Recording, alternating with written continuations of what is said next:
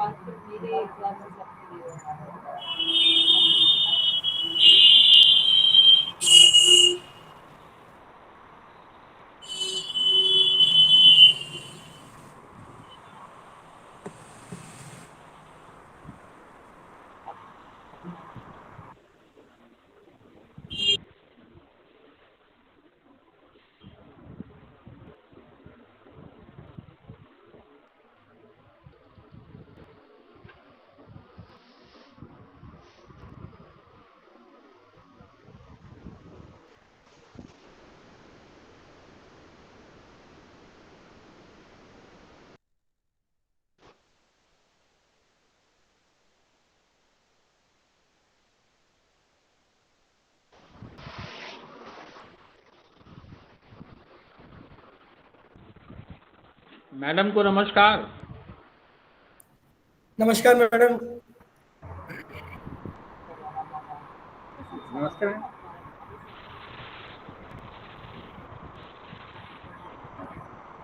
नमस्कार।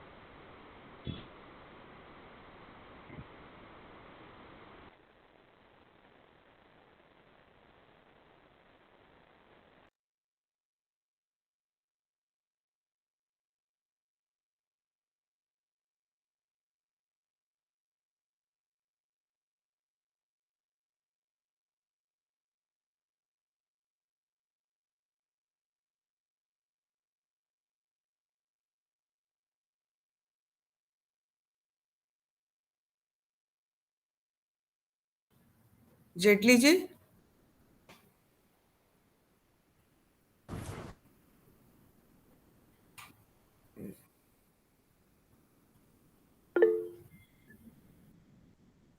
जी, नमस्ते। मैडम हम ये नमस्कार। पूछ रहे थे वो दूसरी यूनिवर्सिटी से कनेक्शन हो गया?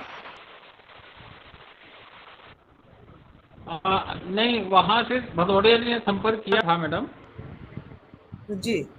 आ, तो वहाँ पे शायद कुछ प्रॉब्लम बता रहे थे कि कुछ बच्चे शायद पार्टिसिपेट नहीं कर पाएंगे इस तरफ। ऐसा कुछ अच्छा। बता रहे थे भदौरिया हाँ। जी उसमें कुछ। अच्छा। नमस्ते सर। नमस्ते। नमस्कार। नमस्ते सर।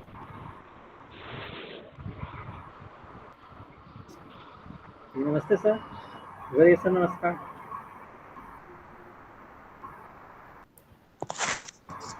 सभी को नमस्कार। नमस्ते सर, मैम नमस्ते। नमस्ते अमृता जी। थोड़ा सा इंतजार कर लेते हैं, कुछ बच्चे जुड़ जाएं फिर आरंभ करते श्योर श्योर श्योर श्योर।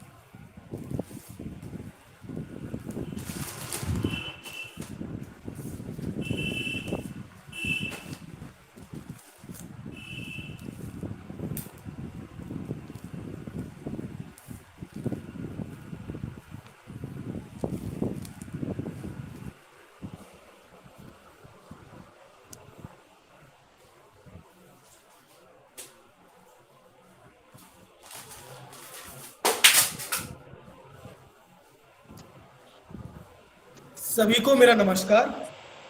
जैसा कि आप सभी को ज्ञात कि राष्ट्रीय एकता दिवस के अवसर पर हम 5 दिवसीय कार्यक्रम कर रहे हैं, जिसमें परिचर्चा और पोस्टर निर्माण तथा साथ कार्यक्रम तथा स्टूडेंट्स के लिए हम कभी जो कविताएं हैं उसका लेखन और स्लोगन लेखन का एक प्रतियोगिता कराने जा रहे हैं। सबसे पहले मैं बताता चलूं कि एक भारत श्रेष्ठ भारत के अंतर्गत इलाहाबाद विश्वविद्यालय में विविध कार्यक्रम पहले भी कराए जा चुके हैं और लगातार कराए जा रहे हैं। आज का जो हमारा कार्यक्रम है वो परिचर्चा है, जिसका विषय है राष्ट्रीय एकता में स्त्रियों का योगदान। तो सबसे पहले तो मैं स्वागत करना चाहूँगा हमारे इस कार्यक्रम की अध्यक्षता कर रही प्रोफेसर अनुराधा कुमार मैडम का, जो निदेशक हैं स्त्री अध्ययन केंद्र इलाहाबाद विश्वविद्यालय से। नमस्कार मैम, स्वागत है आपका।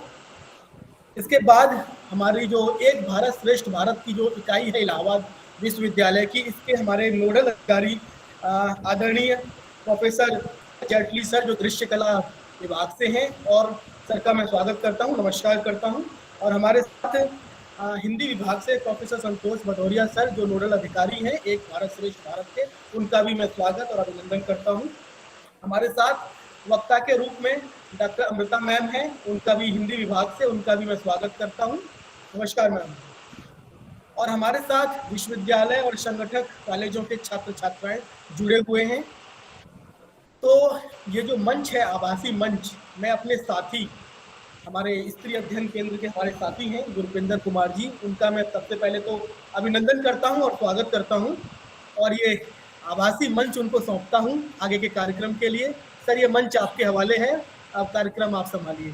धन्यवाद सर। शुक्रिया हरिओम सर जी। मुझे लगता है कि मेरी आवाज़ आप तक पहुंच रही होगी। जी जी हाँ, सबसे पहले शुक्रिया हरिओम कुमार सर का, जिन्होंने बहुत ही विस्तार पूर्वक एक भारत श्रेष्ठ भारत के श्रृंखला के अंतर्गत जो अभी जो पहली कड़ी है, जो आज परिचर्चा रखी है, जिसका विषय है राष्ट्रीय एकता में महिलाओं का योगदान। तो उस परिचर्चा में सभी शामिल वक्ताओं का और जो पदाधिकारी हैं उन सभी को मेरी तरफ से नमस्कार, अभिनंदन।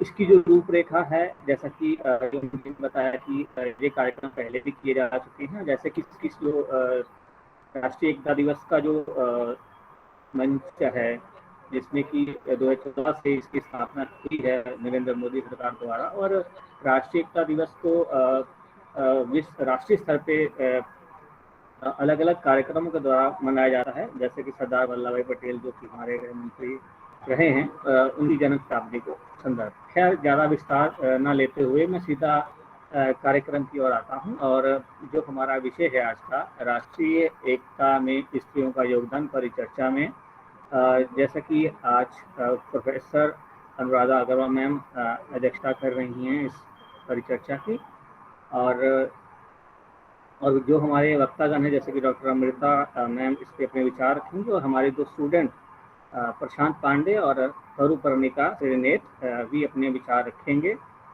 सबसे पहले मैं डॉक्टर प्रोफेसर संतोष भदौरिया सर से आग्रह करता हूं कि वो जो हमारे पदाधिकारी हैं और हमारे जो श्रोतागण हैं और जो वक्तागण हैं, उनके लिए स्वागत वक्तव्य और कार्यक्रम की जो रूपरेखा है और जो आगे वाले कार्यक्रम हैं उनकी भी रूपरेखा और विस्तार पूर्वक अपनी बात रखें। Professor Bhadauria sir.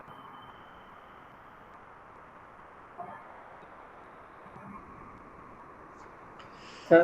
धन्यवाद गुरपिंदर जी। आज के इस कार्यक्रम की अध्यक्षता कर रही हमारे विश्वविद्यालय की सीनियर प्रोफेसर अनुराधा कुमार जी, जो राजनीति विज्ञान विभाग में हैं और स्त्री अध्ययन केंद्र की निदेशक हैं। ये कार्यक्रम, जो आज का कार्यक्रम है एक भारत श्रेष्ठ भारत के अंतर्गत, इस कार्यक्रम को हम स्त्री अध्ययन केंद्र के सहयोग से उनकी अगुवाई में संपन्न कर रहे हैं। हमारे बीच एक भारत श्रेष्ठ भारत के नोडल अधिकारी और दृश्य कला विभाग के अध्यक्ष प्रोफेसर अजय जेटली जी, हमारे हिंदी विभाग से वक्ता के रूप में आज डॉक्टर अमृता हमारे बीच हैं, गुरपिंदर जी संचालन कर रहे हैं और तकनीकी सहयोग हरिओम कुमार जी दे रहे हैं।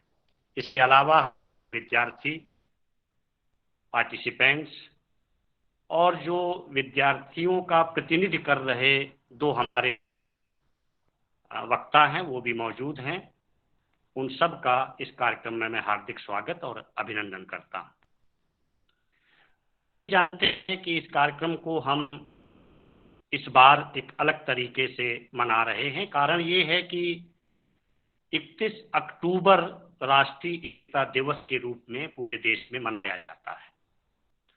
इस बार हमें ये निर्देश प्राप्त हुआ था और माननीय कुलपति महोदया की तरफ से ये निर्देश था कि इसको 5 दिवसीय आयोजन के रूप में मनाया जाए, जिसका आज पहला दिन है।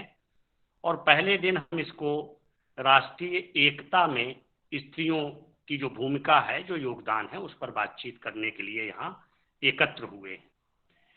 इसके अलावा कल हम संगीत विभाग के सहयोग से राष्ट्रीय एकता पर आधारित गीतों की संगीतमयी प्रस्तुति कर रहे हैं।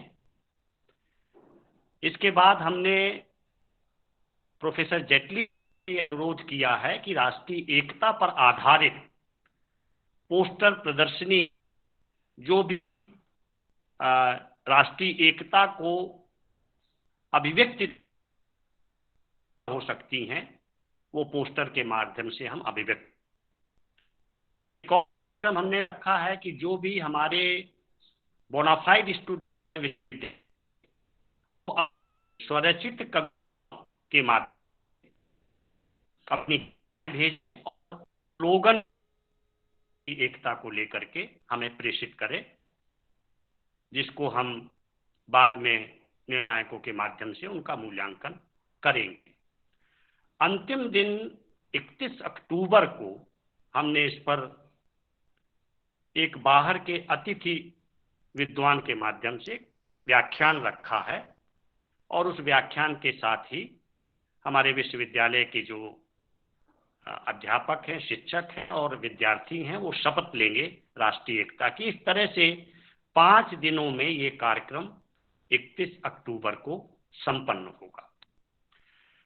मैं बहुत आभारी हूं और स्वागत करता हूं प्रोफेसर अनुराधा कुमार जी का कि जब भी हम उनसे इस तरह का कोई भी सहयोग मांगते हैं, स्त्री अध्ययन केंद्र आगे बढ़कर उनमें भागीदारी करता है। पहले भी हमने इस तरह के आयोजन किए हैं, जब स्पेशल लेक्चर किए हैं फिल्म को लेकर के, स्त्री अधिकारों को लेकर के।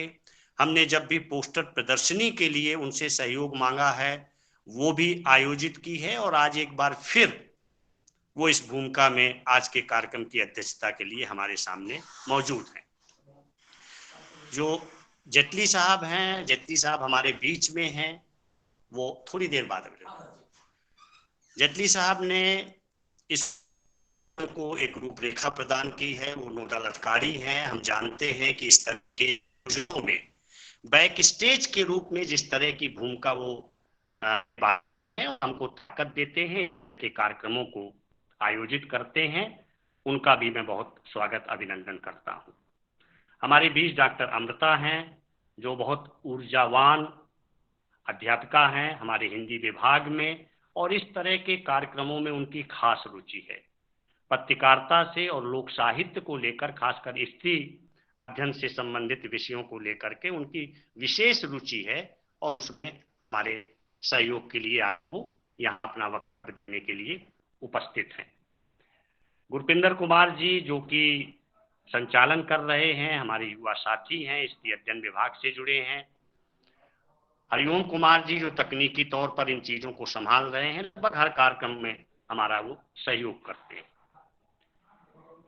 इस स्वागत के बाद मैं ये कहना चाहता हूं कि राष्ट्रीय और राष्ट्रीयता या राष्ट्रवाद ये ऐसे शब्द हैं जो हमेशा बहस के केंद्र में रहते हैं, और राष्ट्रीयता को लेकर के लगभग आजादी के आंदोलन में हमारे प्रत्येक अगुवाकार या हमारे जो नेतृत्व करता रहे हैं उन्होंने अपने अपने तरीके से उसको व्याख्यात किया है, परिभाषित किया है, जिसमें हम रविन्द्रनाथ टैगोर का, महात्मा गांधी का, सुभाष चंद्र बोस का, भगत सिंह का, इसके अलावा हम राष्ट्रीयता की इस बातचीत में महारानी लक्ष्मीबाई, झलकारी बाई, उदा देवी, लक्ष्मी सहगल से लेकर के अनेक ऐसे नाम हैं जिन्होंने आजादी के आंदोलन में बढ़ चढ़ के हिस्सेदारी की।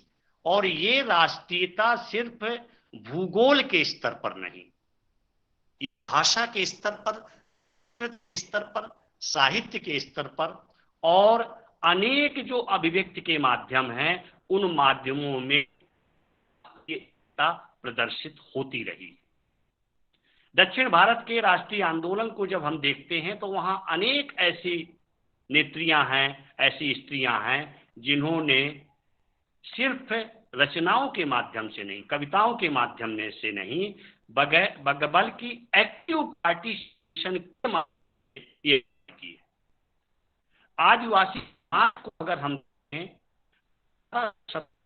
पहले आप देखिए कि आदिवासी जितने आंदोलन हुए हैं उसमें पुरुषों के साथ साथ महिलाओं ने भी अंग्रेजों के खिलाफ बढ़ चढ़कर हिस्सेदारी की है। साहित्य दुनिया में अगर नजर डालें तो तुरंत हमें सुभद्रा कुमारी चौहान का नाम याद आता है,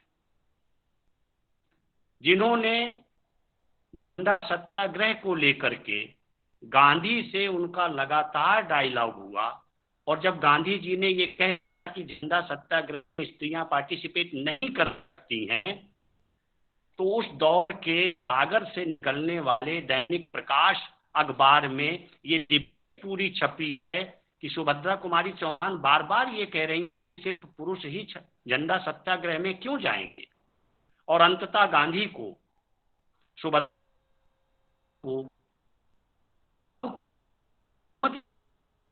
और पहला जत्था झंडा सत्याग्रह में नागपुर में सुभद्रा कुमारी चौहान की अगुवाई में जाता है। हम इसी इलाहाबाद में महादेवी वर्मा को याद करें। महादेवी वर्मा जो कि चांद पत्रिका की संपादक थी, और उन्होंने चांद पत्रिका के संपादकीय के माध्यम से जो संपादकीय लिखे वो कलेक्टिव रूप में हमारे सामने श्रृंखला की कड़ियां के रूप में आ चुका है, जिसमें कि राष्ट्र के निर्माण में स्त्रियां किस तरह से योगदान दे सकती हैं, एजुकेट होकर, उनकी चेतना का विस्तार करके, पितृ सत्ता जो है उससे पाकर, इस चीजों को बार बार महादेवी वर्मा अपने स्वर में कहती है, लगातार इस स्वर को वो तेज रखती है। इसलिए हम देखते हैं कि स्त्रियों की जो अपराजेय संघर्ष क्षमता है, उनकी जो चेतना है, और आजादी के बाद हम देखें जिसमें कि मदर टेरेसा से लेकर और आगे जाके कल्पना चावला करके, और इस दौरान तो नवजागरण काल के में इसके को लेकर रिसर्च हमारे सामने आ चुके हैं, जिसमें चारू गुप्ता से लेकर के अनेक लोगों ने नवजागरण के योगदान को रेखांकित किया है, और वो चीजें आ रही हैं कि वो स्त्रियां किस तरह से राष्ट्रीय एकता के निर्माण में, आजादी के संघर्ष में, आजादी के बाद नारीवादी आंदोलन में, अभी कुछ दिन पहले कमला भसीन जी हमारे बीच से गई हैं। आप वो देखिए कि किस तरह से वो भारतीय संदर्भों में स्त्रियों की स्थिति और राष्ट्रीय में उनके योगदान को लेकर के बार बार वो बातचीत करते हैं। और ये बहुत महत्वपूर्ण बात है कि स्त्रियों को अगर अनेक तरह की आजादियां, वो आर्थिक हो, सामाजिक हो, सांस्कृतिक, और जब तक वो चेतना संपन्न नहीं होंगी तब तक ये राष्ट्रीय योगदान एकता में नहीं होती है। इसलिए जरूरी ये है कि पूरे परिदृश्य में हम अगर देखें तो ये 21वीं सदी के 21वीं राष्ट्रीय एकता में स्त्रियों के योगदान को, उनकी भूमिका को जब हम याद कर रहे हैं तो बहुत दुख है कि प्रोफेसर अनुराधा कुमार जी इस कार्यक्रम की अध्यक्षता कर रही हैं और खुद जीती जागती मिसाल हैं। वो इस चेतना संपन्न स्त्री का प्रतिनिधित्व कर रही हैं और एक ऐसे सैन्य कर रही हैं जो स्त्री अधिकारों के लिए, स्त्री को चेतना संपन्न बनाने के लिए पितृ सत्ता, धर्म सत्ता जैसी सत्ताओं से किस तरह से स्त्री को जकड़ रखा है। और जैसे जैसे स्त्री संघर्षरत होकर मुक्त होती जाएगी, हमारी राष्ट्रीय एकता में वो अपना योगदान देती जाएगी और हम एक दिन देखेंगे कि वो की बराबरी में 50% में आगे हमें दे रही हैं। कुछ ज्यादा ही बातें कह गया, सुनना था। इसी के साथ एक बार फिर मैं आप सभी आत्मीय जनों का इस कार्यक्रम में बहुत स्वागत, अभिनंदन हूं और गुरविंदर जी से निवेदन है। धन्यवाद। शुक्रिया सर, आपने बहुत ही कम शब्दों में और बहुत ही विस्तार से कार्यक्रम की रूपरेखा को रखा और जितने भी हमारे पदाधिकारी हैं और हमारे जो वक्ता हैं आपने उनका स्वागत दिया। सर ने जो बात करी बहुत ही विस्तार से राष्ट्रीय एकता, चाहे राष्ट्रवाद, राष्ट्रीयता और राष्ट्र को लेकर जो सर ने बातें कही हैं और जो योगदान की बात कही है महिलाओं के, चाहे वो सुभद्रा कुमारी चौहान हो, रश्मि सहगल हो, चाहे वो महादेव वर्मा हो, चाहे और भी नारीवादी आंदोलन की सर ने जिक्र किया कि राष्ट्रीय एकता तभी सफल हो पाएगी जब तक महिलाओं का उसमें पार्टिसिपेशन नहीं होता है। इसी से मिलता जुलता एक वाक्य डॉक्टर BR अम्बेडकर कहते हैं कि एकता तब तक सफल नहीं है, जहाँ राष्ट्रीय एकता तब तक सही मायनों में राष्ट्रीय एकता नहीं है जब तक उसमें महिलाओं का संग साथ ना हो, और शिक्षा भी तब तक निष्फल है जब तक महिलाएं आपकी शिक्षित ना हो। और कोई भी आंदोलन जहाँ विद्रोह मतलब सामाजिक विद्रोह तब तक सफल नहीं हो पाता जब तक उसमें महिलाओं की भागीदारी ना हो। तो वाकई ही सर ने अपनी बात को रखा सही मानों में और मैं सर का शुक्रगुजार हूँ। अगली कड़ी में मैं प्रशांत पांडे जो कि हमारे अध्ययन केंद्र के छात्र हैं, उनसे आग्रह करता हूँ कि वो अपनी बात जो आज का विषय है उसके बहुत संक्षेप में विस्तार से प्रशांत पांडे। धन्यवाद सर। यहाँ उपस्थित समस्त गुरुजनों को साष्टांग प्रणाम। अनुराधा मैम, हमारे डायरेक्टर, अजय सर जिनका मैं बहुत पुराना शिष्य भी रहा, फॉलोअर भी रहा, संतोष सर, समस्त गुरुजनों को साष्टांग प्रणाम और समस्त जो छात्र बंधु या भगिनी हैं उन सभी को मेरा नमस्कार।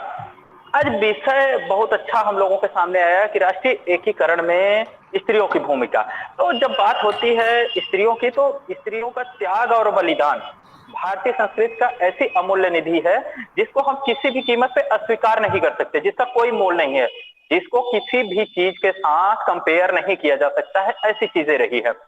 और जब बात आती है भारतीय स्वतंत्रता के आंदोलन की, जैसा संतोष सर ने बहुत अच्छी चीजें बताई, बहुत सारी चीजें हम बात करते हैं कि केवल और केवल एकीकरण में राष्ट्र की सीमाओं से संबंध नहीं होता, सामाजिक, आर्थिक और राजनीतिक प्रशासनिक सशक्तिकरण के द्वारा कैसे समाज को, देश को एक किया जा सकता है, एकीकरण के सूत्र में आबद्ध किया जा सकता है। इंदिरा जी ने भी एक बार ऐसा एक बयान दिया था अपने दुर्घटना होने से पहले, मृत्यु से 24 घंटे पहले भुवनेश्वर में, कि हमको इस राष्ट्र के लिए, इस राष्ट्र के प्रति अपनी जिम्मेदारी को समझते हुए और आंतरिक और बाह्य राष्ट्र विरोधियों से सतर्क होकर इस देश की एकीकरण के लिए कार्य करने की आवश्यकता है। शायद ये अंतिम भाषण भी उनका था भुवनेश्वर का।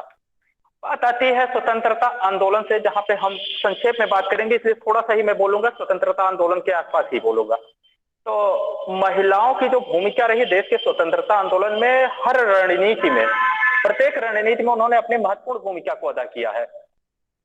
जब बात होती है 1857 की क्रांति की, तो रानी लक्ष्मीबाई झांसी से रही हो, या अवध से बेगम हजरत महल रही हो, जीनत महल रही हो, या और भी महिलाएं हो, उदा देवी पासी हो, अवंती बाई लोधी हो, झलकारी बाई हो, ये सब ऐसी पहली घटना थी 1857 की जो राष्ट्र को एकीकरण के लिए अग्रसर की, या राष्ट्र के एकीकरण की भावना को मजबूत की। क्योंकि हम देखते हैं उससे पहले हम छोटे छोटे रियासतों में बटे हुए थे। ये 1857 की क्रांति ही थी जो कि आरा से लेके और हर जगहों पे एक मास में पूरे देश में एक एकीकरण की, एक भारतीयता की भावना को जागृत किया, और ये बड़े तेजी के साथ बढ़ता गया। और इन चीजों पे हम जब आगे चलते हैं तो देखते हैं कि 1857 के बाद 1890 में जब 1885 में कांग्रेस की स्थापना होती है, तो 1890 के अधिवेशन में दो महिलाएं, कादम्बनी गांगुली की बात होती है, और एक महिला जो थी वो स्वर्ण कुमारी देवी। दोनों ऐसी महिलाएं थीं जिन्होंने उस समय कांग्रेस के अधिवेशन में शामिल हुआ, और कादम्बरी गांगुली ने मंच से अपनी जो महिलाओं की बातें थी, महिलाओं की बातें नहीं, महिलाओं की भूमिका को स्पष्ट किया कि स्वतंत्रता आंदोलन में हम किस तरीके से मजबूती के साथ भारतीय आंदोलन को मजबूत करेंगे। और ये चीजें लगातार चलती रही। जब आती है बात 1905 में बंगाल विभाजन, बंगाल विभाजन हमारे एकीकरण में हमें लगता है कि अब तक का सबसे बड़ा चोट था, बंगाल का विभाजन। और इस विभाजन को अगर हम देखे हैं तो सीधा सीधा जो हमें चीजें दिखती है कि एक बड़ी संख्या पुरुषों के अपेक्षा एक बड़ी संख्या स्त्रियों की उस समय 1905, आज से लगभग 115 साल पहले जिस तरीके से इसका प्रतिरोध किया था, जिस तरीके से हमको एकीकरण के रक्षा सूत्र में बांधने का कार्य किया था, ये अपने आप में हमारी मातृशक्ति का इस देश के प्रति त्याग, बलिदान और समर्पण था, जो कि आज भी हमको ऊर्जा देती है, चेतना देती है, जोश देती है इस देश के लिए कुछ करने के लिए। फिर आगे जब हम बढ़ते हैं 1920 की बात आती है, असहयोग आंदोलन, तो तब तक गांधी जी ने अप्रत्यक्ष तौर पर इस चीज को स्वीकार कर चुके थे कि महिलाओं की एक भूमिका हमारी स्वतंत्रता आंदोलन में है, और बिना स्त्री समाज के इस आंदोलन को आगे नहीं बढ़ाया जा सकता। वो चाहे माँ के रूप में रही हो, चाहे दुर्गा भाभी के रूप में रही हो, चाहे बहन के रूप में रही हो, चाहे स्वतंत्र आंदोलन के क्रांतिकारी हो, या जो भी हमारे सत्याग्रहियों रहे हों उनके सहयोग करने वाले, उन्होंने हर कदम पे जब भी एक कदम अगर कहीं भी स्वतंत्रता आंदोलन बढ़ा होगा तो वहां स्त्री जरूर रही होंगी, और वो अपने मातृशक्ति की जो भूमिका है वो पूरी तरीके से मुखरता के साथ स्पष्ट किया। बात 1930 की सवज्ञा आंदोलन में वही चीज आती है। जब बात हम लोग करते हैं कि 42 में जब हम एकदम आंदोलन के नजदीक होते हैं कि स्वतंत्रता करीब है, तो 42 के आंदोलन के बाद हमने देखा कि हमारे जो प्रमुख क्रांतिकारी थे, जो नेतृत्वकर्ता थे पुरुष, सभी को ब्रिटिश शासन ने जेल के अंदर जगह जगहों पे बंद किया।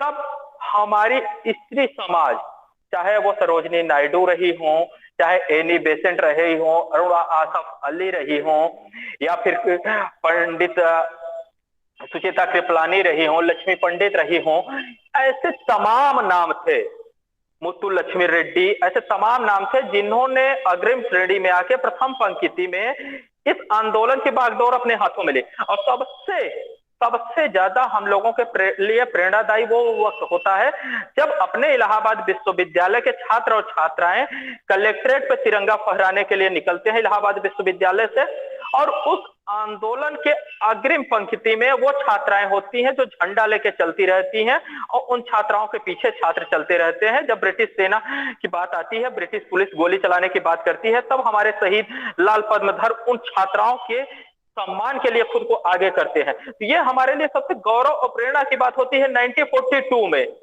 वक्त की बात होती है, उस समय जिस तरीके से हमारे लिए तो बात होती है कि ये चीजें थी। एकीकरण का मतलब ये नहीं है कि केवल बॉर्डर पर लड़के या देश की केवल हम श्रेष्ठ होके ही कर सकते हैं। हमने हर कदम पर राष्ट्रीय एकीकरण में अपनी भूमिका का निर्वाह किया। बात एक बड़ी महत्वपूर्ण होती है इंदिरा जी का उद्भव। अब इंदिरा जी के उद्भव पर जब हम बात करते हैं तो इंदिरा जी का उद्भव, जब इंदिरा जी प्रधानमंत्री बनती हैं तो राष्ट्र के सामने उस समय अनेक कठिनाइयां होती हैं, चाहे वो भूखमरी की कठिनाइयां रहे हो, चाहे आंतरिक विद्रोह रहे हो, जगह जगह छोटे छोटे स्तरों पे चल रहे थे, कई राज्यों का विलय भी था, उसके बाद सांगठनिक चीजों का उन्होंने परेशानियों का सामना करना पड़ रहा था।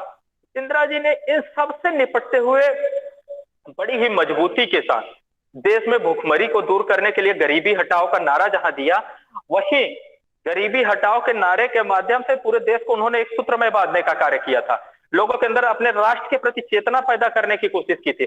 वही जो महत्वपूर्ण चीज आती है 1971 में पूर्वी पाकिस्तान और पश्चिमी पाकिस्तान के बीच में आपसी गृह युद्ध के कारण जब भारत में लाखों की संख्या में शरणार्थी प्रवेश कर रहे थे, वो ऐसा वक्त था जब इंदिरा जी ने ये चीज का आभास हो गया था कि ये जो शरणार्थी आ रहे हैं आने वाले 10 साल 20 साल 50 साल बाद भारत के एकीकरण के लिए खतरा होंगे, भारत के लिए ये अखंड भारत के सपने को कहीं ना कहीं चोट पहुंचाएगा।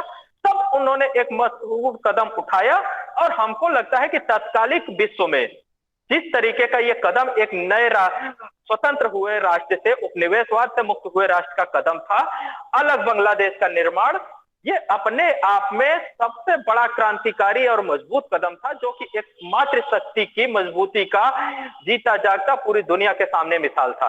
71 में उन्होंने बांग्लादेश का विभाजन, बांग्लादेश का निर्माण ही नहीं कराया, पाकिस्तान का बंटवारा भी कराया और इसी के कारण संसद में माननीय तब विपक्ष के नेता होते थे भारत रत्न अटल जी, और भारत रत्न इंदिरा जी के लिए उन्होंने साफ शब्दों में कहा कि ये दुर्गा है, माता दुर्गा का उन्होंने उनको नामकरण केवल इसलिए किया कि इन्होंने देश को एकीकरण के इस सूत्र में नहीं बांधा, भारत की संप्रभुता राष्ट्रवाद को मजबूत किया है।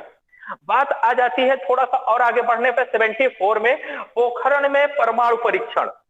ये पोखरण का परमाणु परीक्षण ऐसा परीक्षण था जब हम बड़ी गंभीरता के साथ और थोड़ा सा गहराई में जाके देखते हैं तो भारत जैसे गरीब भूखे देश के लिए एक परमाणु परीक्षण अपने आप में पूरी दुनिया को चौंकाने वाला था। पूरी दुनिया में खलबली मच गई थी और भारत पे अनेक तरीके से नाना प्रकार के प्रतिबंध थोपे जा रहे थे, लेकिन उन प्रतिबंधों को नजरअंदाज करते हुए इंदिरा जी ने भारत के राष्ट्रीय सुरक्षा को, भारत की संप्रभुता को, भारत के एकीकरण को सम्मान दिया और उसकी रक्षा के लिए एक ऐसा महत्वपूर्ण कदम उठाया जिसको पूरी दुनिया ने देखा गंभीरता से। उसके साथ साथ संयुक्त राष्ट्र संघ में उस समय जब उनका प्रवेश हुआ, संयुक्त राष्ट्र संघ में भाषण देने के लिए खड़ी हुई, उन्होंने साफ शब्दों में परमाणु संपन्न जो विकसित राष्ट्र थे उनके ऊपर निशाना साधते हुए भारत की तरफ से यही शब्द था कि जो भी परमाणु संपन्न राष्ट्र हैं उनको विश्व शांति के लिए निरस्त्रीकरण की दिशा में कदम बढ़ाना चाहिए। ये शक्ति होती है मातृशक्ति की, ये भारत की मातृशक्ति थी, ये जो पूरी दुनिया को मजबूर किया कि आप एक ऐसा स्टेप लीजिए, अगर आप नहीं ले सकते तो हम भी संप्रभु राष्ट्र हैं, हम एक अखंड भारत है जो कुछ भी कर सकते हैं अपने राष्ट्र की सुरक्षा के लिए, अपने एकीकरण के लिए। उसके बाद बात एक और महत्वपूर्ण होती है, जो चीजें आती है कि आंतरिक आंदोलन जगह जगह हो रहे होते हैं और जो कहा जाता है, मैं नहीं जस्टिफाई करता कि इमरजेंसी सही था या गलत था, वो अलग इशू होता है। यहाँ बात राष्ट्रीय एकीकरण का था। इंदिरा जी के साथ जो सलाहकार थे, जो लोग थे, जिनको लगा या जो इंटेलिजेंस की रिपोर्ट थी जिस तरीके से पुलिस और सेना को भड़काया जा रहा था, उन्होंने राष्ट्र हित के लिए जो आधिकारिक बयान भी रहा कि राष्ट्र के एकीकरण के लिए, राष्ट्र की सुरक्षा के लिए उन्होंने इमरजेंसी जैसा एक कठोर कदम उठाया। उन्होंने स्वीकार किया कठोर कदम है देश के लिए, लेकिन यह आज आवश्यक है देश के एकीकरण के लिए। अब इतिहास हम जब उठा के देखते हैं तो ऐसा कहीं साक्ष्य नहीं मिलता, किसी की इतनी हिम्मत नहीं होती है कि वो राष्ट्र की एकता के लिए उस समय जो देश ज्यादा से ज्यादा 30 साल हुआ होता है, लगभग भी 30 साल नहीं होता आजादी के, परमाणु परीक्षण भी कर लेता है, पूरी दुनिया के डंके की चोट पे पूरी दुनिया को एक तरफ खड़ी होती है, वो अपनी संप्रभुता और एकीकरण को लेकर एक तरफ खड़ा होता है। दूसरी महत्वपूर्ण चीज आती है इमरजेंसी। तीसरी महत्वपूर्ण चीज आती है जो हम देखते हैं कि एक ऐसा समय होता है जब पंजाब में भाषाई आंदोलन चल रहा होता है और एक अलग राष्ट्र की मांग बड़ी जोरों पे होती है। उसके साथ साथ एक आती है बात महाराष्ट्र और गुजरात में भाषाई आंदोलन की। जिन भाषाई आंदोलन जो गृह युद्ध की स्थिति में आते रहते हैं, उस गुजरात और महाराष्ट्र का बंटवारा करती हैं, तो ये इंदिरा जी का राष्ट्रीय एकीकरण में योगदान है। उसके एक महत्वपूर्ण चीज और आती है, 75 में उन्होंने सिक्किम का विलय भारत में किया, और यह सिक्किम का जो विलय था भारत में, यह भारत के एकीकरण का एक मजबूत आधार था। हम उस किसी भी तटवर्ती प्रदेश को ऐसे नहीं छोड़ सकते थे जहां से हमारी अखंडता को, हमारी सुरक्षा को खतरा हो सकता था। इंदिरा जी ने लगातार इस चीजों पर कार्य किया इसके सम्मान के लिए कार्य किया, एकीकरण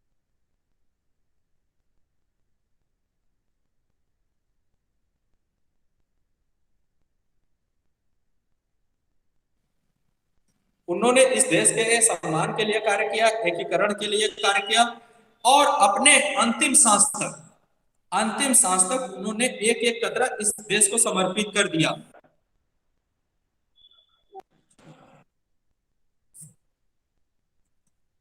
अंतिम सांस तक इस देश के लिए समर्पित किया उन्होंने। और हम जब बात की देखते हैं, हम उसके बाद की बात को देखते हैं तो देखते हैं हम ये आती रहती है।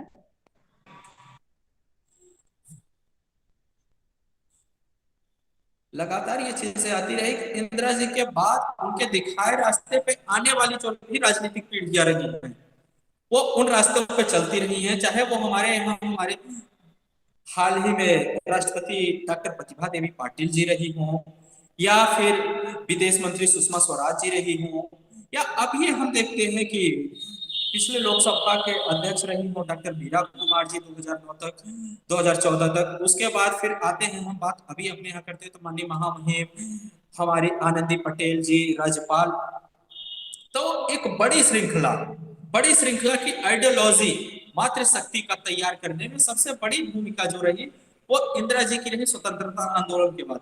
लेकिन जब बात होती है इंदिरा जी की आइडियोलॉजी की तो इंदिरा जी आए दिन अपनी चीजों में अपने भाषणों में इस चीज का उल्लेख करती थी कि हमारी आइडियोलॉजी वो चीजें हैं जो हमने डॉक्टर लक्ष्मी पंडित से या अपने घर में कमला नेहरू जी से या कस्तूरबा जी से, एनी बेसेंट जी से, सरोजनी जी से जो चीजें सीखा है, समय के साथ उन्होंने जो चीजें अपनी परंपरा में देखा, मातृशक्ति की वो दृढ़ता को देखा, स्वतंत्रता आंदोलन के समय मातृशक्ति का त्याग को देखा, उससे सीखा।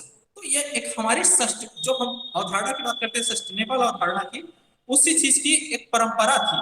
जिस तरीके से हम प्रकृति में सस्टेनेबल डेवलपमेंट की बात करते हैं उसी तरीके से हमारे कल्चर की ये सस्टेनेबल डेवलपमेंट थी कि हम जो चीजें हमारी मातृशक्ति एक पीढ़ी से दूसरी पीढ़ी की तरफ स्थानांतरित की उसी को लेकर चलते रहे। और अब भी आज भी उस चीजों को हम बड़े गौरव के साथ और बड़ी मजबूती के साथ लेके चले।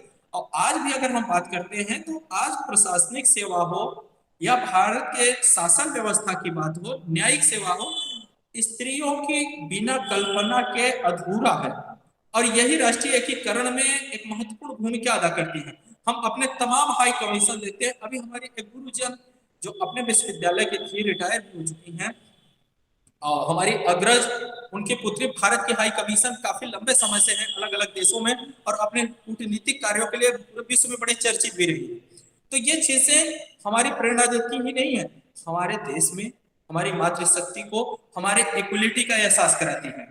हर कदम पे एक मजबूत राष्ट्र के निर्माण के लिए मातृशक्ति का रहना आवश्यक है और उनकी भूमिका को किसी भी स्तर से कम नहीं किया जा सकता। इसी के साथ हम अपनी वाणी को विराम देने की आज्ञा चाहेंगे। एक भारत श्रेष्ठ भारत, वंदे मातरम। आप सभी को सादर शुक्रिया प्रशांत जी, आपने बहुत ही विस्तार से और बहुत ही टाइम लेते हुए बात को समाप्त किया।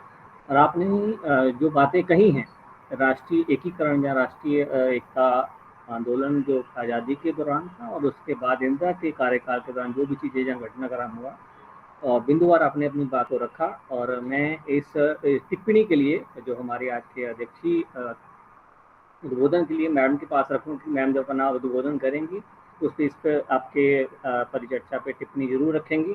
अगली कड़ी में मैं तरुपर्णिका से आग्रह करता हूँ कि वो अपना वक्तव्य जो है वो कम शब्दों में दें। तरुपर्णिका। Thank you sir. आदरणीय Anuradha ma'am ji, Santosh sir ji, Amrita ma'am ji, Ajay sir ji, Gurpinder sir ji एवं सभी उपस्थित शिक्षक गणों को मैं प्रणाम करती हूँ। मैं तरुपर्णिका श्रीनेत इलाहाबाद यूनिवर्सिटी से साइकोलॉजी डिपार्टमेंट में पीएचडी कर रही हूँ। मैं सभी का धन्यवाद करना चाहती हूँ कि मुझे राष्ट्रीय एकता दिवस के अवसर पर एक भारत श्रेष्ठ भारत की इस कार्यक्रम की परिचर्चा में अपने विचार प्रस्तुत करने का अवसर प्रदान किया। भारत विश्व का एक विशाल देश है। इस विशालता के कारण इस देश में हिंदू, मुस्लिम, जैन, ईसाई, पारसी तथा सिख आदि विभिन्न धर्मों के लोग एक साथ रहते हैं। भारत में विभिन्न धर्मों, संप्रदायों, भाषाओं, क्षेत्रों, संस्कृति और परंपराओं के कारण आश्चर्यजनक विभिन्नता पाई जाती है। इसलिए राष्ट्रीय एकता बनाने के लिए भारत में लोगों का एकीकरण महत्वपूर्ण है। भारत में इसे विविधता में एकता के रूप से जाना जाता है। हम सभी जानते हैं कि इस राष्ट्रीय एकता को सफल बनाने में पुरुषों के साथ साथ स्त्रियों का भी महत्वपूर्ण योगदान रहा है। अगर बात करें भारतीय स्वतंत्रता संग्राम के इतिहास की, तो महिलाओं के योगदान का उल्लेख किए बिना इस इतिहास को अधूरा माना जाएगा। भारत की महिलाओं द्वारा किए गए बलिदान सर्वोपरि हैं।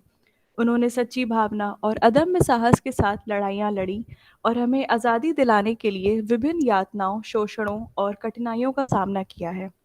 18वीं सदी में भीमा भाई होलकर ने ब्रिटिश कर्नल मैल्कम के खिलाफ बहादुरी से लड़ाई लड़ी और उन्हें छापा मारकर युद्ध में हराया।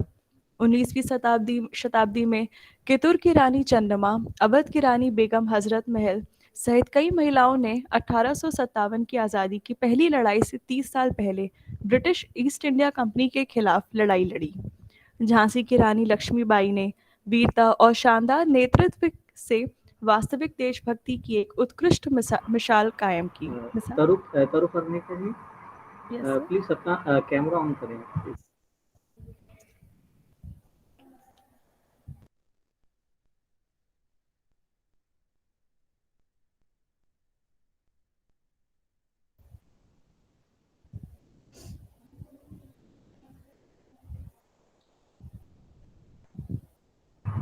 जी continue please.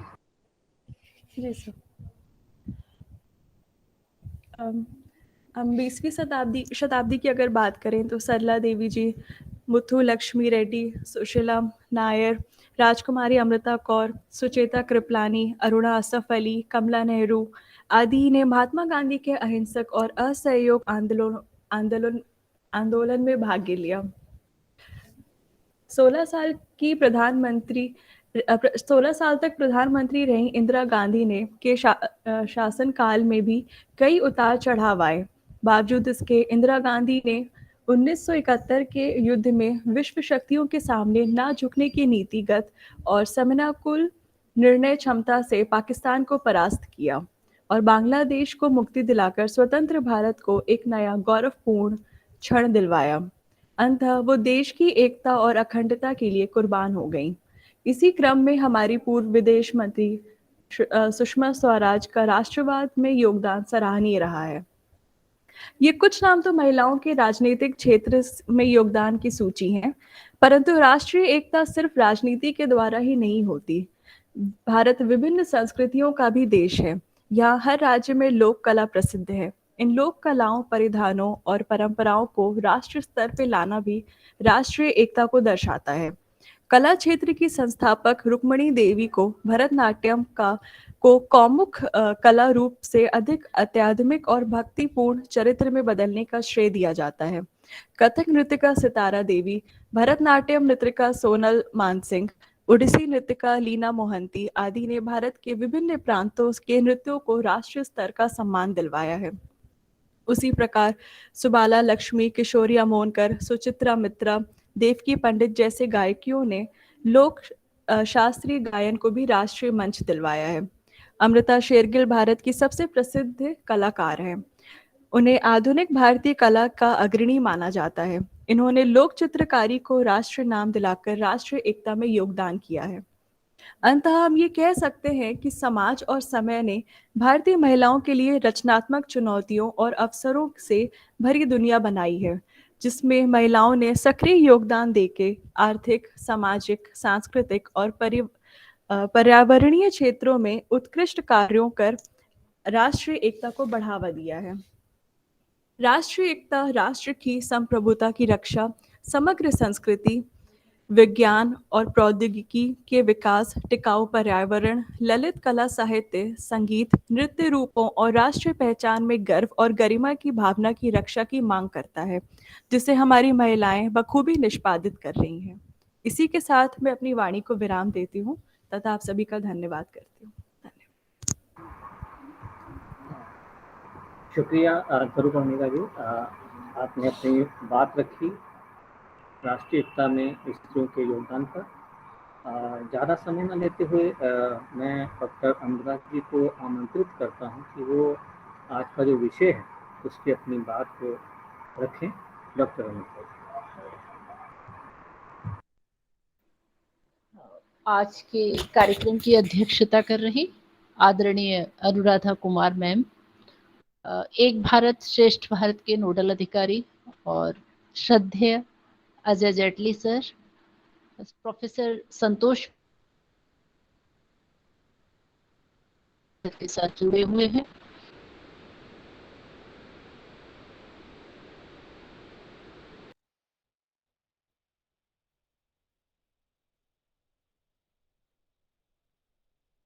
Gurpinder ji. Ji ma'am, आवाज में थोड़ी प्रॉब्लम है, मुझे ऐसा लग रहा है। हरिओम जी। जी सर, मैडम आप आवाज आपकी कट रही है काफी। अच्छा, देखिए कुछ आई सही। हरिओम जी। हाँ थोड़ा सा, हाँ जी जी आ रही है। ठीक है, वो आज तो नेटवर्क के पर आज के जो ये कार्यक्रम है इसका विषय है राष्ट्रीय एकता में स्त्रियों का योगदान।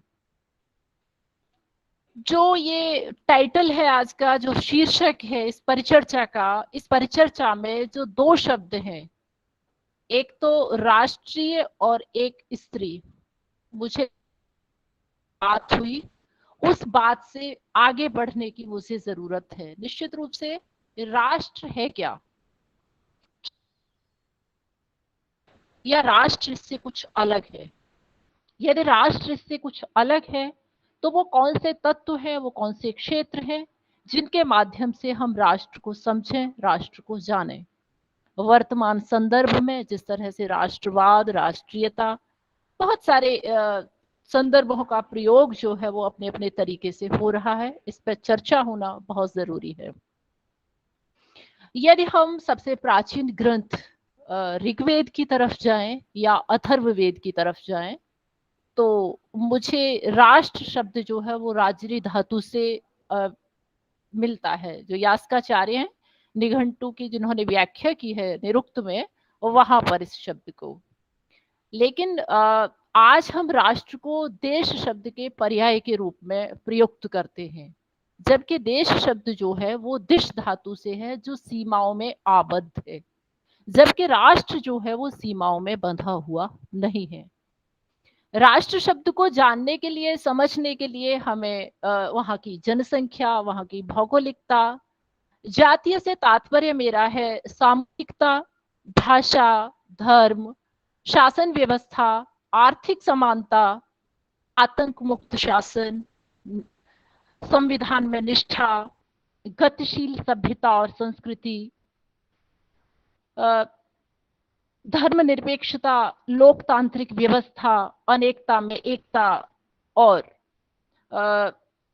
बहुत से ऐसे अन्य तत्व हैं जो राष्ट्र को एकीकरण या राष्ट्र को कहें पारिभाषित या समझने के लिए आवश्यक हैं। ये कुछ बिंदु हैं जिन पर अभी मैंने बात की। जब राष्ट्र धर्मनिरपेक्षता का नाम है, राष्ट्र संविधान में आस्था का नाम है, राष्ट्र लोकतांत्रिक व्यवस्था का नाम है, अनेकता में एकता का नाम राष्ट्र है, तब फिर हम राष्ट्रीय एकता को किन किन बिंदुओं पर, किन किन माध्यम से हम एकीकरण का प्रयास कर सकते हैं। अभी बहुत सारे नाम लिए स्वतंत्रता आंदोलन से संबंधित, भदौरिया सर ने भी कहा, प्रशांत भी, प्रीति भी, अच्छा बोले सब अपने अपने क्षेत्र से, लेकिन मुझे लगता है कि क्या हम इतने नामों पर चर्चा करने से या इन स्मरण करने से स्त्रियों का जो वास्तविक योगदान है उस योगदान को समझ पाएंगे, जान पाएंगे? क्या स्त्री जो 50 करोड़ वर्तमान संदर्भ में करीब स्त्रियों की संख्या है भारतवर्ष में, क्या ये मुट्ठी भर नाम, चाहे वो कारपोरेट से संबंधित हो, चाहे वो हमारे आंदोलन से संबंधित रहे हो, क्या वास्तव में यही शक्ति थी जिसने राष्ट्र निर्माण में या राष्ट्र के एकीकरण में योगदान दिया है, या उससे कुछ अलग भी है? जैसा भदौरिया सर ने इशारा भी किया था कि मैं लोक साहित्य या लोक या जन को पढ़ने में, समझने में मेरी बहुत रुचि रहती है। यदि हम आर्थिक क्षेत्र को देखें तो वंदना लूथरा का नाम है, सुची मुखर्जी का नाम है, ऋचा कर, फाल्गुनी नायर, बहुत सारे नाम हैं। वो वर्तमान में जो हमारे प्रधानमंत्री की थीम आई थी कि नया वाली कुछ इस तरह की, तो उसके बहुत सारी फाउंडर हैं, को फाउंडर हैं, सीईओ हैं। लेकिन क्या इन मुट्ठी भर सशक्त महिलाओं से बाकी सारी महिला सशक्त होंगी? यदि वो सशक्त नहीं होंगी तो वो एकीकरण में किस तरह से अपना योगदान देंगी? यदि मैं इतिहास की तरफ दृष्टि डालूं तो कई सारे बिंदु हैं जो सोचने पे हमें मजबूर करते हैं, और वो मजबूर करते हैं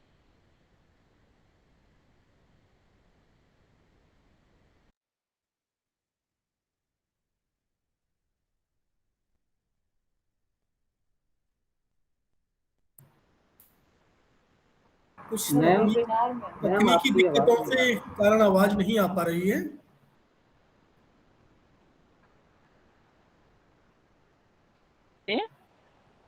तो बहुत सारे कारण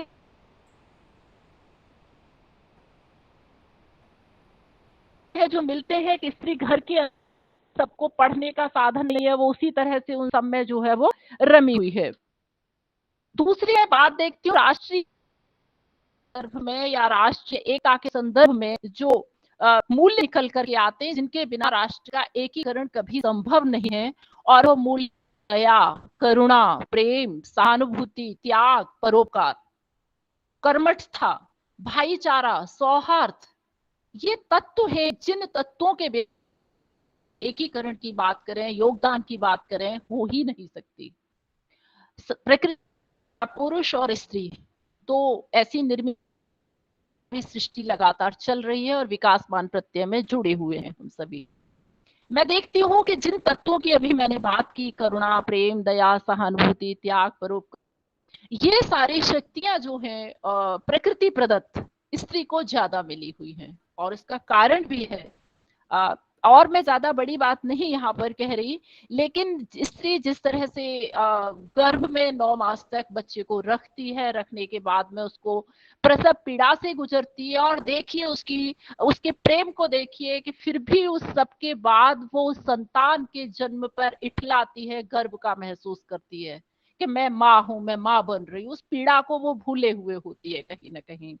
तो स्त्री के ये जो तत्व है, जो सबसे पहले जो सबसे छोटी इकाई है परिवार नाम की, राष्ट्र और समाज, और ये तो अंतरराष्ट्रीय स्तर पे हम बात करते हैं, सबसे छोटी इकाई परिवार है। जिस परिवार को, जिस कड़ी को स्त्री जो है लगातार अपने त्याग से, प्रेम से, बलिदान से जोड़े रखती है, और वो अपने धर्म का, अपने कर्तव्य का निर्वहन करती है वो उस स्थिति में।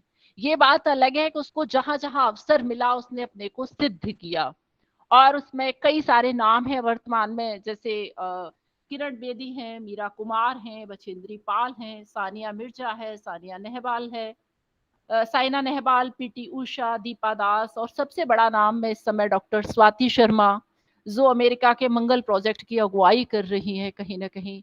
ये वो महिलाएं हैं जिनको अवसर मिले, लेकिन इनके साथ साथ राष्ट्रीय एकता में जो आम स्त्री है, जो आम घर के अंदर 4 दीवारी में है, उसका योगदान भी कहीं पर भी मैं कम नहीं देखती हूँ।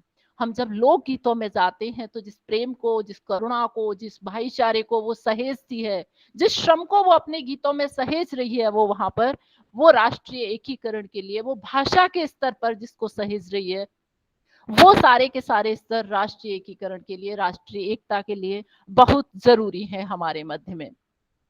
परिवार का केंद्र नारी है, परिवार के सारे घटक जो हैं उसी के चतुर्दिक घूमते हैं, वहीं से वो पोषण भी पाते हैं। यदि हम जिस पुरुष की बात करते हैं, पुरुष शक्ति का प्रतीक है, ऊर्जा का प्रतीक है प्रकृति में पुरुष, तो वो ऊर्जा के लिए जो ऊर्जा संग्रह का काम कर रही है, जो उसकी व्यवस्था को जुटा रही है, वो स्त्री ही है। आज स्त्री जो है वो राष्ट्र निर्माण के हर क्षेत्र में अपनी उपस्थिति को दर्ज करा रही है, जैसे जैसे उसको अवसर मिल रहा है। शिक्षा के क्षेत्र में आज देखिए, आर्मी में लगातार अपनी जो लड़ाकू विमान उड़ा रही है वो स्त्री।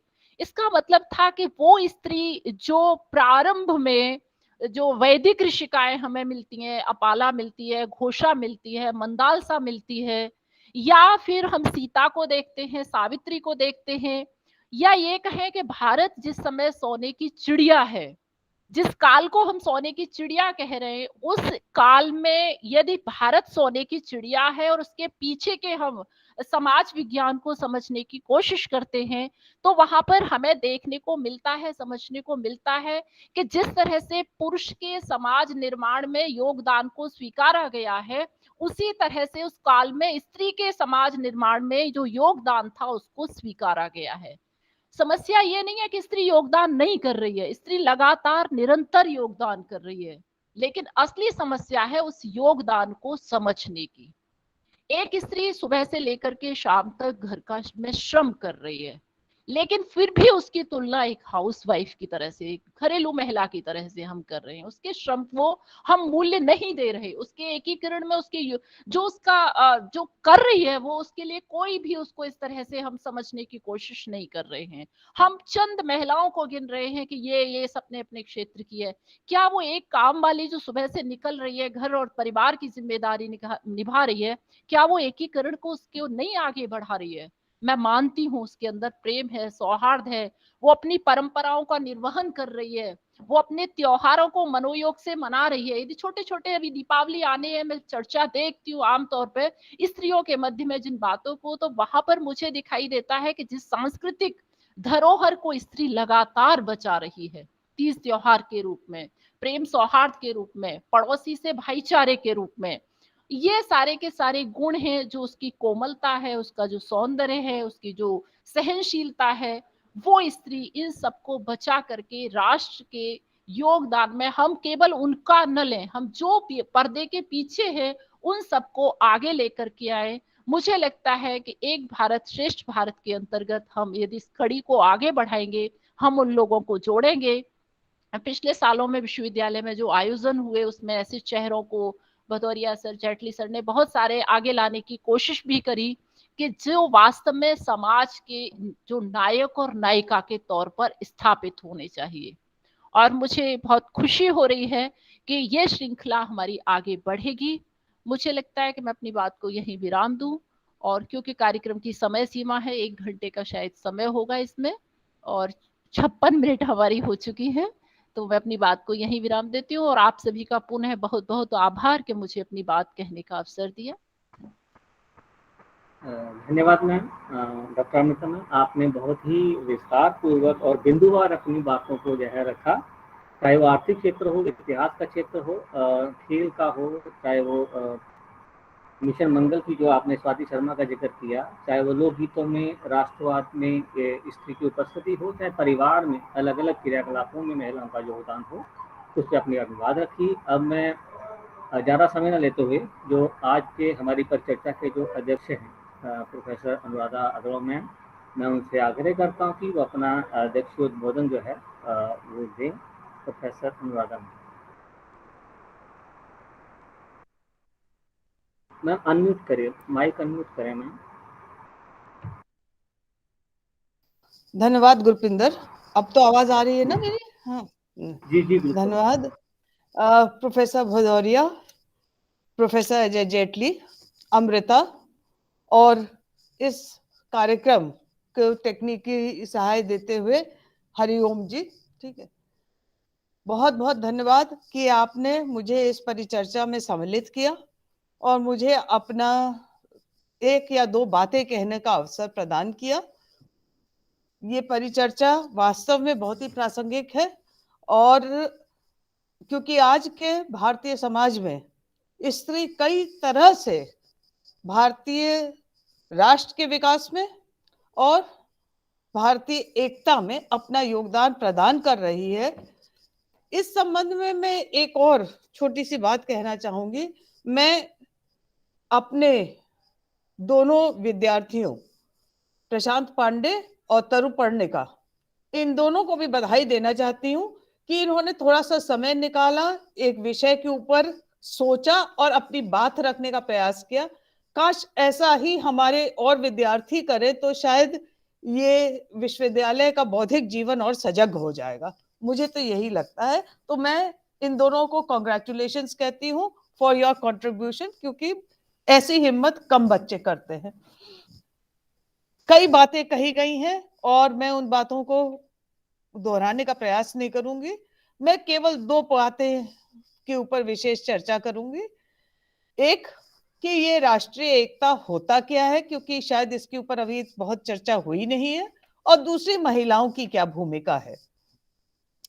राष्ट्रीय एकता, जैसा कि अमृता ने भी बताया और थोड़ा बहुत तरुण ने भी बताया, राष्ट्रीय एकता मतलब कि हम नागरिकों में एक एकता की भावना हो, हम लोगों में जात, धर्म, भाषा इत्यादि के आधार पर आपसी विभाजन ना हो या आपसी अहम ना हो। This is what I basically mean, कि हमारा ईगो ना हो कि हम फला धर्म के हैं या फला भाषा के हैं और इसलिए हम दूसरे से सुपीरियर है।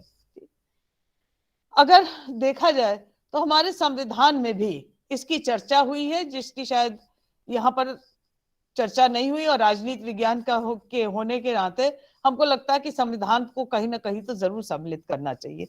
संविधान का उद्देश्य ही राष्ट्रीय एकता और अखंडता स्थापित करना, ये हमारी प्रस्तावना में स्पष्ट रूप से लिखा हुआ है। उसके साथ साथ हमारे मौलिक अधिकारों में मौलिक अधिकार 3 और मौलिक अधिकार 5, इन दोनों में राष्ट्रीय एकता और भ्रातृत्व की बात कही गई है, और ये कहा गया है कि इसको प्रोत्साहित करना ही हमारा कर्तव्य है। तो एक तरह से हम ये कह सकते हैं कि राष्ट्र का कर्तव्य है राष्ट्रीय एकता और अखंडता को प्रोत्साहित करना, और राष्ट्र में महिला और पुरुष दोनों सम्मिलित होते हैं। इसके साथ मैं अमृता के विचारों से पूरी तरह से सहमत हूं कि वास्तव में राष्ट्रीय एकता कोई सिद्धांत नहीं है, कोई संविधान में लिखा हुआ एक वाक्य नहीं है जिसको हम पढ़ के दरकिनार कर सके। ये एक मूल्य है, एक वैल्यू है जो समाज में व्याप्त है, जो समाज में होनी चाहिए। अगर नहीं है, और मेरे अनुसार थोड़ी बहुत है, डेफिनेटली है, और इसमें इसी मूल्य को आगे बढ़ाने में महिलाओं का योगदान है। So national unity is a value, ठीक है। ये मूल्य, जैसे कि अमृता ने बार बार कहा, उनकी हिंदी मुझसे बहुत अच्छी है तो इसलिए मैं उतनी हिंदी के अच्छे शब्दों का प्रयोग नहीं कर सकती, मगर मेरे अनुसार राष्ट्रीय एकता का अर्थ है सहिष्णुता, दूसरों के प्रति संवेदना, दूसरों के विचारों को स्वीकार करने की क्षमता, यहां तक कि यदि वह भिन्न धर्म के हो, भिन्न जाति के हो, भिन्न भाषा के हो, या उनकी भिन्न जीवन शैली क्यों ना हो, उसको भी हमें स्वीकार करने की क्षमता होनी चाहिए, और उनमें भी ये भावना होनी चाहिए कि वह एक देश के हैं, एक राष्ट्र के हैं, और वो सब मिलकर हमारे देश का विकास करेंगे। इसमें जैसे कि कहा जा चुका है, महिलाओं की बहुत अहम भूमिका है, क्योंकि ये मूल्य हर व्यक्ति को अपने परिवार से प्राप्त होते हैं, और परिवार की जड़ महिला ही होती है। महिला ही बच्चों का समाजीकरण करती है, और वह ही बच्चों में दूसरों के प्रति सहिष्णुता का मूल्य डाल सकती है, या बच्चों में एक अहंकार का मूल्य डाल सकती है। इसीलिए मैंने कहा कि ये प्रारंभ होता है हमारे समाज की प्रारंभिक इकाई से, यानी कि परिवार से। यहाँ पर एक बात और मैं स्पष्ट करना चाहूंगी कि जो इस बात की चर्चा तरु पर्णिका ने की, परंतु हम लोग उसको बहुत विस्तार से नहीं कर पाए, कि राष्ट्रीय एकता का अर्थ समरूपता नहीं होता है। समरूपता का अर्थ है कि व्यक्ति एक भाषा, एक धर्म, एक प्रजाति, एक क्षेत्र का होता है। हमारे देश में ये कभी नहीं रहा है और ये कभी नहीं हो सकता है।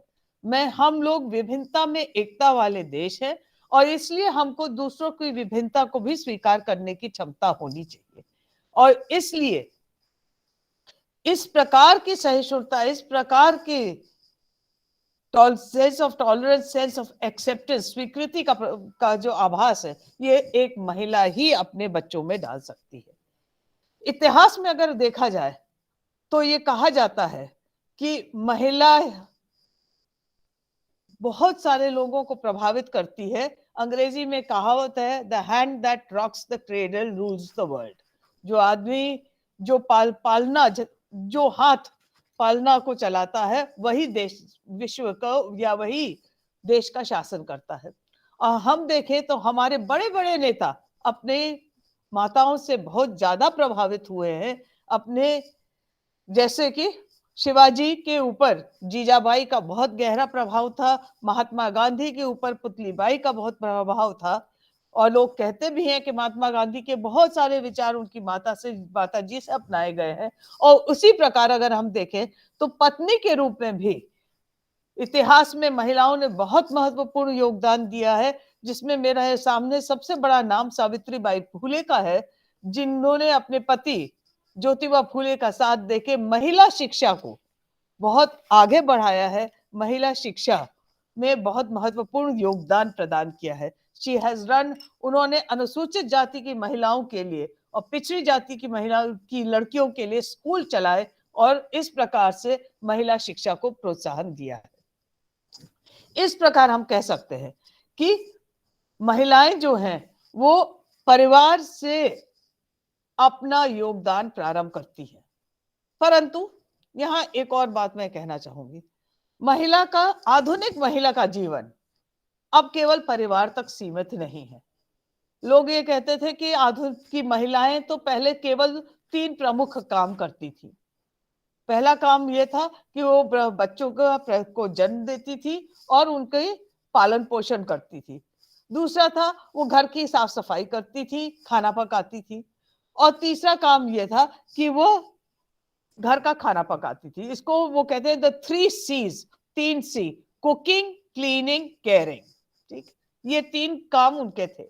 परंतु अब महिलाएं इससे आगे बढ़कर सार्वजनिक जीवन में अपना योगदान दे रही।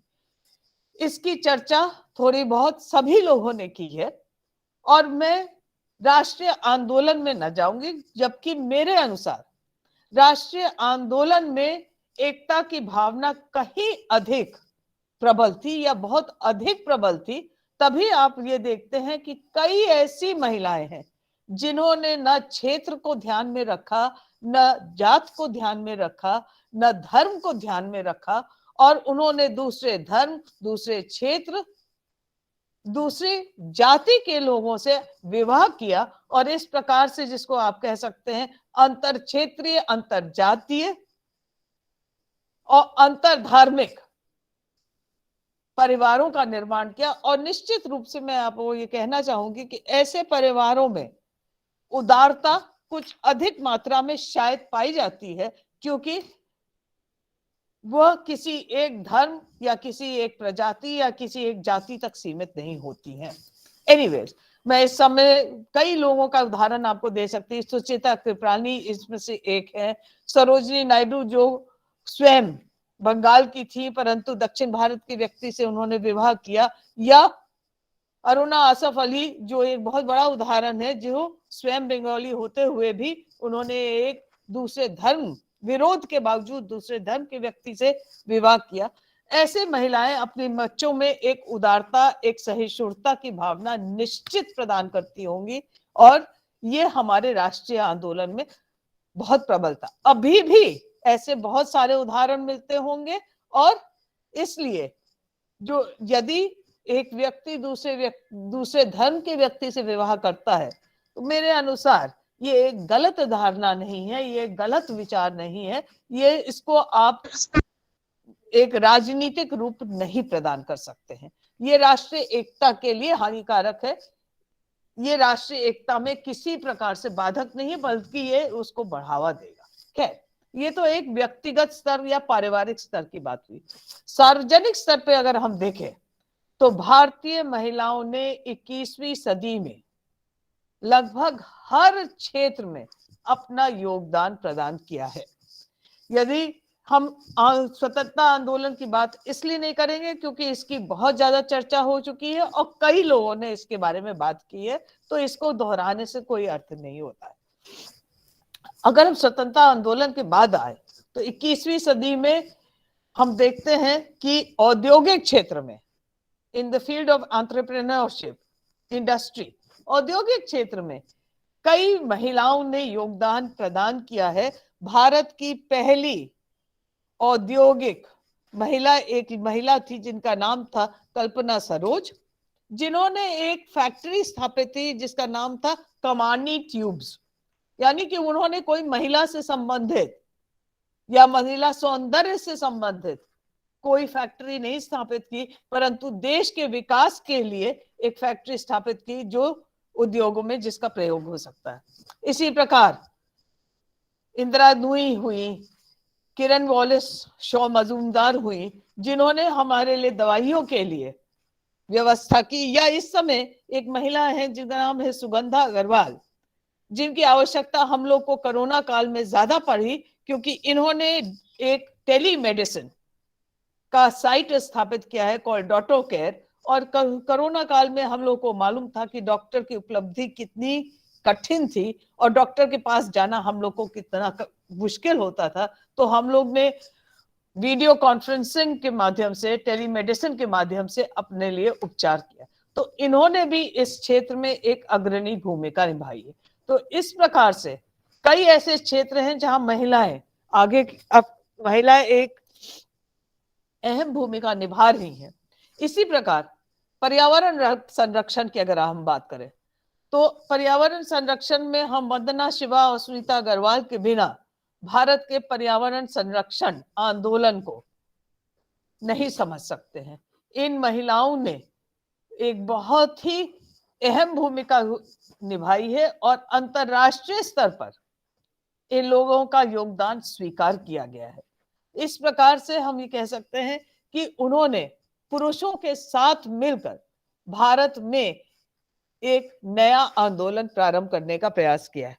इसी प्रकार अगर हम विज्ञान और चिकित्सा के क्षेत्र में देखें तो मुझे मुथुलक्ष्मी रेड्डी का याद आती है, जो स्वयं एक देवदासी की पुत्री थी और उसके बावजूद वो भारत की पहली महिला चिकित्सक बनी।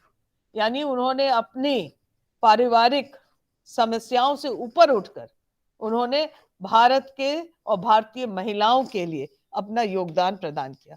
इसी तरह जानकी अम्मल हैं, आसिमा चैटर्जी हैं और अनंत महिलाएं हैं जिन्होंने चिकित्सा के क्षेत्र में अपना योगदान दिया है। इसी प्रकार खेल कूद के क्षेत्र में भारतीय महिलाएं बहुत अहम भूमिका निभा रही हैं और हाल के जो टोक्यो ओलंपिक्स है जहां भारत ने 7 पदक जीता है, उसमें से 4 पदक हमारी महिलाओं ने या लड़कियों ने जीता है, जिससे ये स्पष्ट हो जाता है कि हर क्षेत्र में ये आगे बढ़ रही हैं। वास्तव में हम कहें तो महिला का जीवन अब 2 भागों में विभाजित हो गया है।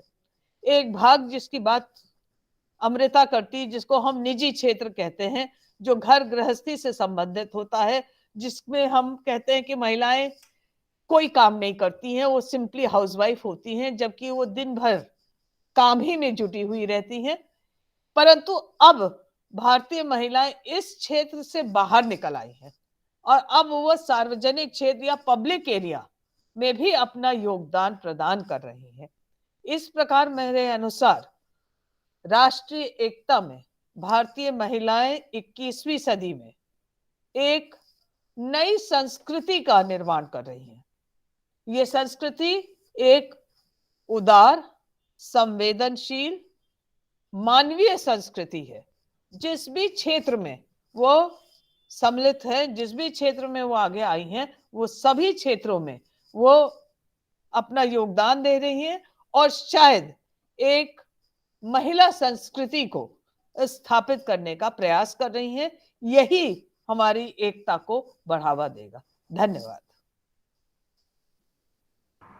शुक्रिया मैम, आपने बहुत ही विस्तारपूर्वक और बहुत ही अच्छे ढंग से क्रमवार अलग अलग बिंदु पर अपनी बात रखी और आपने अध्यक्ष महोदय ने बहुत ही विस्तारपूर्वक समझाया भी। आपने चाहे वो फंडामेंटल राइट्स की बात करी, संविधान को लेके जो आपने बात करी कि जो राष्ट्रीय एकता है या राष्ट्रवाद को लेके जो संविधान कहता है, तो फंडामेंटल राइट्स कहते हैं कि राष्ट्रीय एकता का वास्तविक अर्थ है क्या कानून के नज़रिए में, जहाँ संविधान के नज़रिए में, उस पर अपनी बात रखी।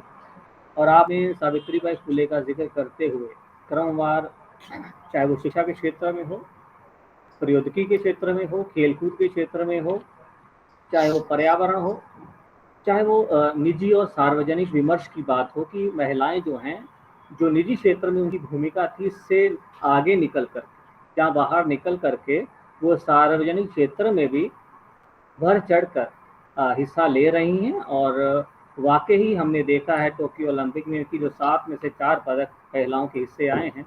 और वैसे भी अगर महिला को अवसर मिले तो वो उसको भुनाने में पीछे नहीं रहती है, सफल रहती है। जैसा कि सिमोन द बुआ भी कहते हैं कि स्त्री पैदा नहीं होती, बनाई जाती है। तो it is the process of socialization, कि जो सोशलाइजेशन प्रोसेस है वो किस तरह से महिलाओं को घर में ही कैद करता है, चाहे वो रंगों के माध्यम से हो, खिलौनों के माध्यम से हो, चाहे वो खान पान में हो, बाहर घूमने से लेकर के हो। अगर आप अवसर देंगे तो महिलाएं भी राष्ट्रीय एकीकरण में, जहाँ और क्षेत्र में अपनी भागीदारी को बढ़ा सकती हैं, बता सकती हैं, अपनी बात को पुख्ता कर सकती हैं। एक कोट है सरदार वल्लभ भाई पटेल जी का कि man power without unity is not a strength unless it is a harmonized and united properly, then it's become a spiritual power. कि जो राष्ट्रीय एकता है, ये जनशक्ति तब नहीं बन सकती जब तक इसमें बल ना हो, स्ट्रेंथ ना हो, और इसके साथ ही ये इसमें सामंजस्य ना हो, और ये सही ढंग से संगठित ना हो।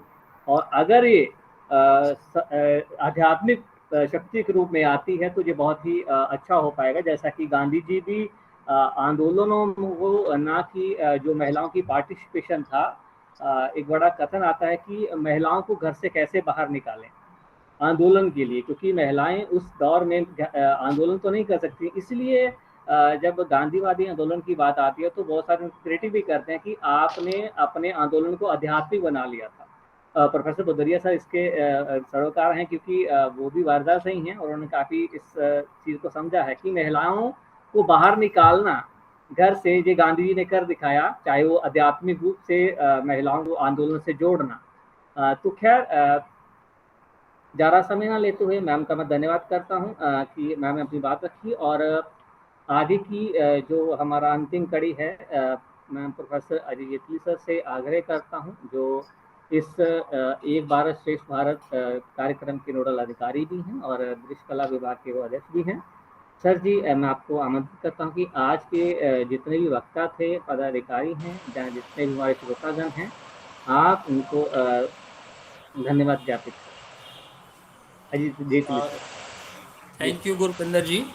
और आज बहुत महत्वपूर्ण विषय पर परिचर्चा हुई, और एक भारत श्रेष्ठ भारत के अंतर्गत जो राष्ट्रीय एकता का 5 दिवसीय आयोजन था, उसका पहला ये व्याख्यानमाला थी। और राष्ट्रीय एकता में स्त्रियों का योगदान एक बहुत महत्वपूर्ण विषय पर आज चर्चा हुई। और इस परिचर्चा की अध्यक्षता प्रोफेसर अनुराधा कुमार जी कर रही थी। तो सबसे पहले मैं उनका आभार व्यक्त करता हूं कि उन्होंने अपने व्यस्त समय में से भी हम लोगों को समय यहाँ पर दिया।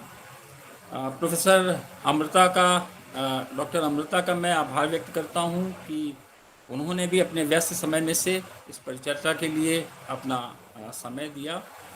डॉक्टर प्रशांत पर्णिका, प्रोफेसर संतोष भदौरिया, हरिओम जी, और इस पूरी परिचर्चा में बहुत सारे लोग जो श्रोता जो इससे जुड़े, और गुरपिंदर जी का मैं ख़ास तौर पर धन्यवाद ज्ञापित करना चाहता हूं कि जिन्होंने इसका बहुत अच्छे ढंग से संचालन किया। इस 5 दिन के आयोजन में बहुत सारे और भी आयोजन हैं, जिसमें पोस्टर प्रतियोगिताएं हैं, पोस्टर प्रदर्शनी है, संगीत से जुड़े हुए आयोजन हैं, परिचर्चाएं हैं।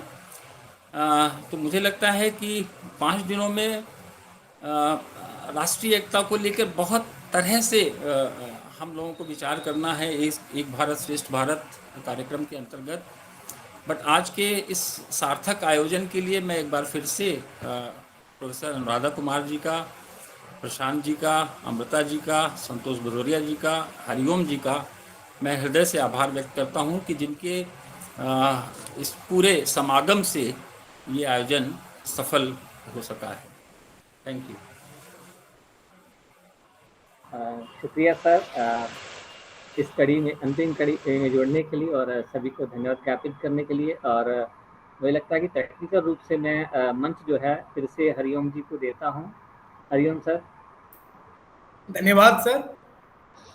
आज का कार्यक्रम हमारा यही अब समाप्ति की ओर क्या समाप्त हो ही गया है, और आगे के कार्यक्रमों के संबंध में जब आपने जो रजिस्ट्रेशन किया है हमारे छात्र छात्राओं ने, उनके मेल आईडी से कार्यक्रम की जानकारी उन्हें मिल जाएगी।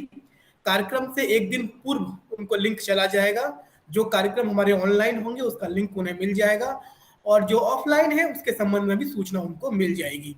एक बार मैं पुनः आप सभी का आभार और धन्यवाद ज्ञापित करता हूं और कार्यक्रम को समाप्ति के लिए ले जाता हूं। सभी का विशेष रूप से धन्यवाद।